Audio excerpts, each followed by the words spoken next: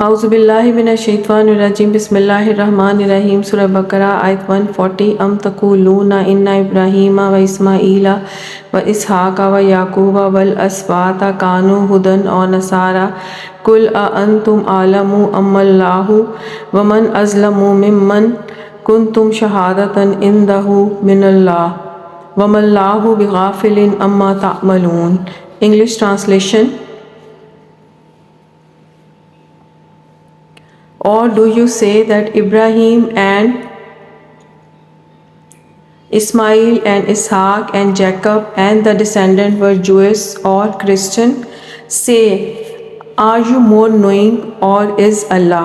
And who is more unjust than one who conceal a testimony he has from Allah, and Allah is not unaware of what you do. Word to word translation of this verse. Or taquluna, do you say, inna, indeed, Ibrahima, Ibrahim, wa Ismaila, and Ismail, wa Ishaqa, and Ishaq, wa Yaquba, and Jacob, wal asbata, and the descendant, Kanu were, Hudan Jewish, or Nasara Christian. Kul say, Antum, are you, Alamu, more knowing,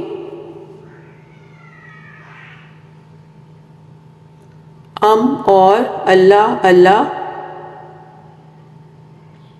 Waman, and who, Azlamu, is more unjust,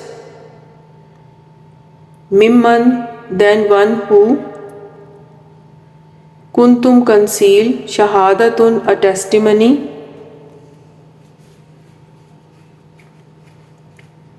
Indahu, he has, min, from Allah, Wama, and what, Allah, bighafilin, unaware, Amma, of what, ta'maloon, you do. Explanation. This verse challenges the assertions of the people of the book, Jews and Christians, regarding the lineage and religious affiliations of Prophet Ibrahim and his descendant. It questions whether they claim Ibrahim and his descendant were Jewish or Christian, despite these religion arising long after Ibrahim's time. The verse emphasizes that true knowledge of religious matters lies with Allah alone. It invites reflections on the absurdity of making claims about historical figure and their religious affiliations without divine guidance. It highlights the injustice of concealing or distortion testimony, especially when it pertains to matter decreed by Allah. Furthermore, the verse asserts Allah's omniscience and awareness of all deeds and intention. It serves to clarify misconceptions and reaffirm the monotheistic message of Islam, which traces its lineage of Prophet back to Ibrahim and the ultimate example of monotheistic faith.